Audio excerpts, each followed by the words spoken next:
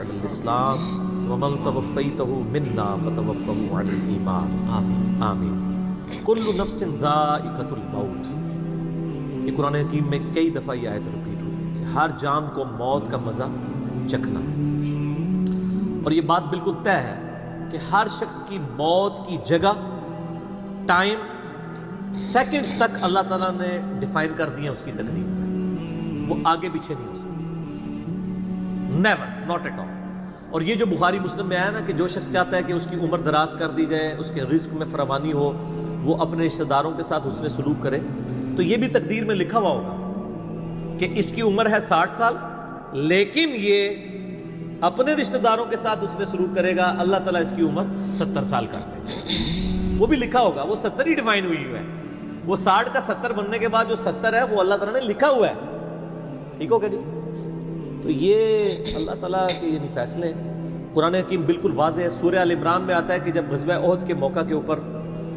منافقین نے کہا نا کہ ہم نے اپنے بھائیوں کو منع کیا تھا کہ احد کے میدان میں نہ جاؤ ورنہ قتل ہو جاؤ گے، تو اللہ تعالیٰ نے فرمایا اگر ان کی موت کا وقت آ چکا ہوتا یہ خود کھینچے چلے جاتے اپنی مقتل گاہوں کی طرف، یہ اپنے آپ کو روک بھی نہ پاتے۔ پھر سورہ نساء میں آیا کہ تم اپنے آپ کو مضبوط قلعوں میں بھی بند کر لو نا، موت تمہیں وہاں پہ بھی آ کے جائے گی، وہ موت کو آپ ٹال نہیں سکتے، ایک لمحہ نہ آگے ہوگی نہ پیچھے۔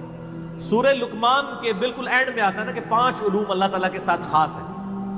ان میں ایک ہے کہ کوئی جان نہیں جانتی کہ اس کو کس زمین میں موت آئے گی، ہاں اللہ تعالیٰ وحی کے ذریعے بتا دے، جیسے مسلم شریف میں حدیث ہے نبی صلی اللہ علیہ وآلہ وسلم نے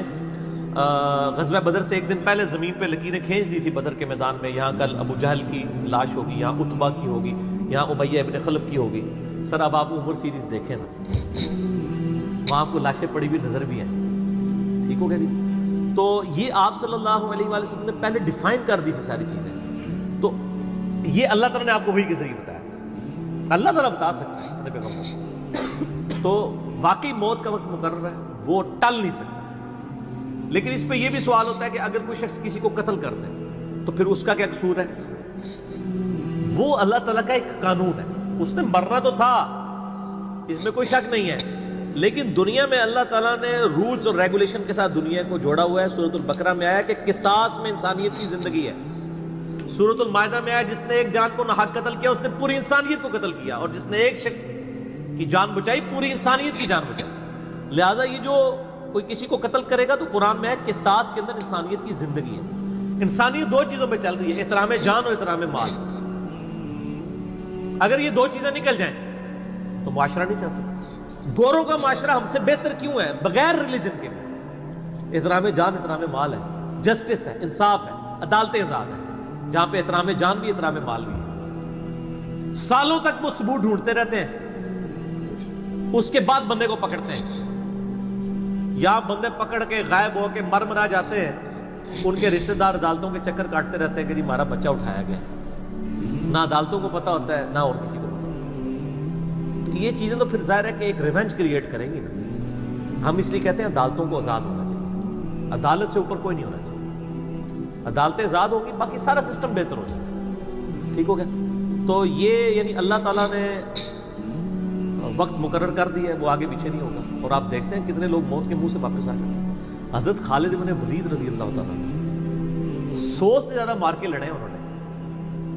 اور جب موت کا وقت قریب آیا وہ کہتے ہیں میرے جسم کا کوئی ایک حصہ بھی ایسا نہیں جہاں پہ کسی نیزے یا تلوار کا نشان موجود نہ ہو۔ یہ عمر سیریز میں انہوں نے ان کی موت کا وقت فلمایا ہے، ابو دردہ ان کے پاس بیٹھے ہوئے ہیں، اور وہ کہتے ہیں دیکھ لو اگر موت میدان جنگ میں آنی ہوتی نا ابو دردہ تو میرے جسم کا ایک حصہ بھی ایسا نہیں جہاں پہ کوئی زخم نہ ہو، اور میں ایک بوڑھے اونٹ کی طرح بستر مرگ پہ مر رہا ہوں۔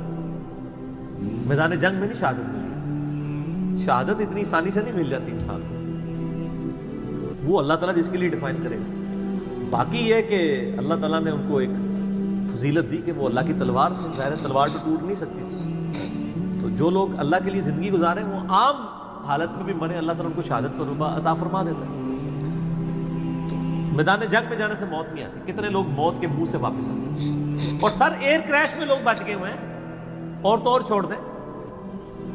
جہاں پہ کوئی انسان امیجن نہیں کر سکتا، کئی بم پھٹتے ہیں، بندے مر جاتے ہیں، کسی عورت نے بچہ اٹھایا ہوا ہے، بچہ سیدھا سلامت مل جاتا ہے وہاں سے، یہ اللہ کے فیصلے ہیں کس کے لیے کیا زندگی رکھی ہے. وہ اسی لیے کہا جاتا ہے نا کہ مارنے والے سے جو بچانے والا جو ہے نا وہ بڑا ہے. یعنی وہ ویسے تو مارنے والا بھی اللہ ہی ہوتا ہے، لیکن وہ اس حوالے سے کہا جاتا ہے کہ دنیا میں اگر کوئی سمجھتا ہے نا کسی شخص کو مار سکتا ہے تو، اور اگر اللہ نے اس کی موت نہیں لکھی ہوئی تو نہیں ہے. موت انسان کی زندگی کی حفاظت کرتی ہے. سب میری سب سے بڑی محافظ میری موت ہے. اگر میری موت لکھی ہوئی ہے نا 2050 کے اندر، پوری دنیا مل کے بھی مجھے 2049 میں بھی نہیں مار سکتی. آج 2018 میں تو تصور بھی نہیں. اور اگر میری زندگی لکھی ہوئی ہے 2018 میں ختم ہونی، چاہے وہ ایئر کریش کے اندر ہو، چاہے وہ ہارٹ فیٹ کے ذریعے ہو، چاہے وہ گردوں کے فیلئر کے ذریعے